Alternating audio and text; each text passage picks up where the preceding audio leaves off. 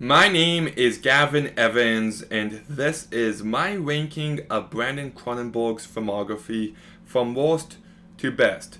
And there will be some spoilers for his movies here, including Infinity Pool, so there's your warning.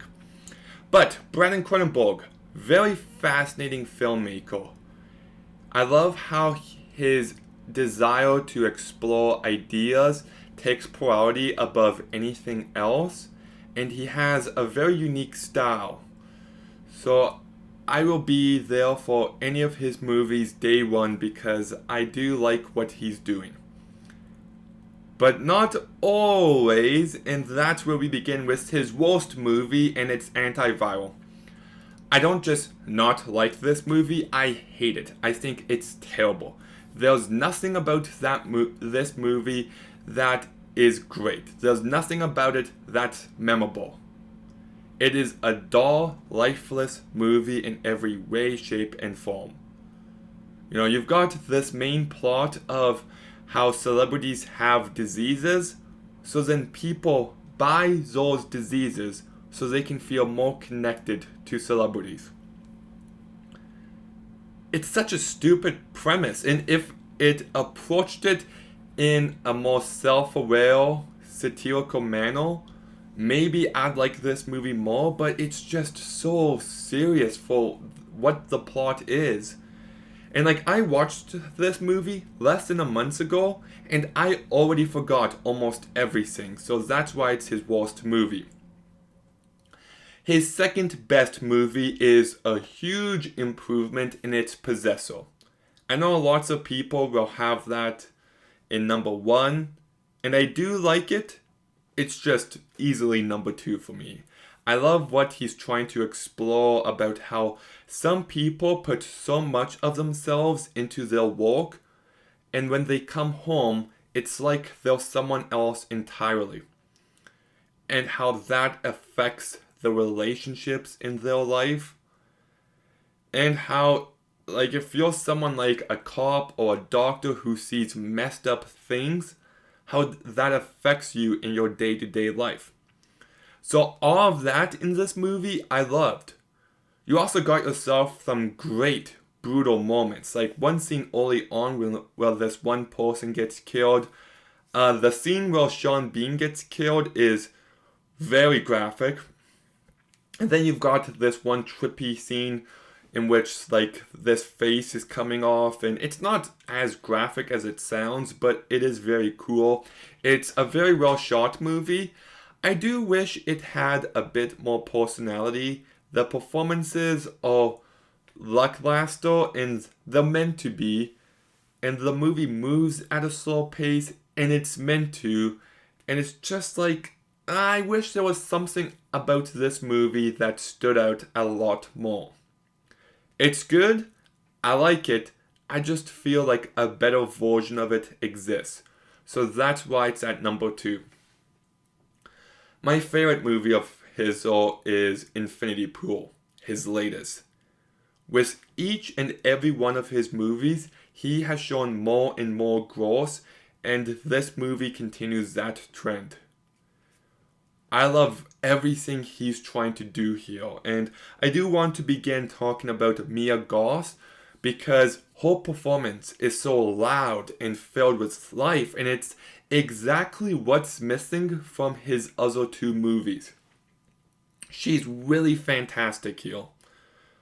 And then you've also got Alexander Skarsgård, who is very convincing as this weak, pathetic man who keeps getting worse up until the end. And I also do love everything going on. I thought it was just going to be White Lotus, but then it turns into this plot where the main character accidentally kills someone and they try to get away with it, and then it turns into a movie about clones, and then it turns into a movie about how after you watch another version of yourself die, how deeply that affects you, how you're trying to process that trauma.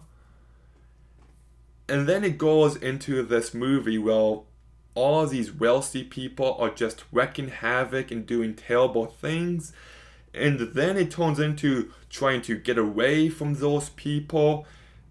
And then it turns into, well, if you've seen the last act, you know, but where you have to fight another version of yourself to live. And it's just constantly evolving in new, fascinating ways. You know, I love that. You never know what's going to happen next. It keeps you on edge. And all the ideas he's going for, whether it's how vacation you is a different version of yourself, how wealthy people can get away with crimes, how trauma affects us. And someone in my comments brought up exploitation, and that's definitely a key element of this movie, along with emasculation. And I just think there's so much on display, and I like trying to figure out more and more of it. It's like a fun puzzle trying to solve, because the characters and the story is just filled with nuance and a lot of different things going on that it makes it so I like thinking about this movie. You also got yourself some really effective brutal moments. There is a couple of darkly funny moments that I quite liked. It's very well directed, and even though it's 2 hours long, I believe it's his longest movie, it's also the one that flew by the fastest for me. And I also love the design of the masks. They looked great. So yes, to me this is easily his best movie. I really enjoyed it. And I do want to make... yeah, I'm gonna say it.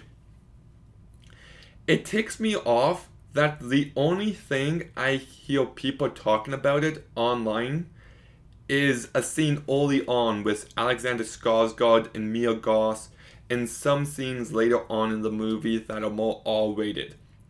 I just feel like film criticism is getting incredibly immature, where people are just like, oh, that's some R-rated stuff. It's so insane. It's so out there. And they just make a huge deal about it. But they don't actually talk about the movie or the ideas it's going for, the performances. It's just, boobies. And it's just fucking annoying. I've seen that all over the place with this movie. Like, big deal. It's some bodily substance. Get over it.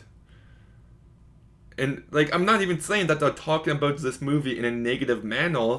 These people tend to like it, but they just overhype how R-rated it is, and that seems to be the only thing they're actually interested in talking about. And I just feel like actual discussions of this movie and what it's trying to do and what it's about are much more fascinating than any of the conversations actually taking place. But I really enjoyed Infinity Pool a lot. I reviewed it a couple days ago from the time this video comes out, and the more I sit with it, the more I like it. It's, yeah, not for everyone, but it really worked for me.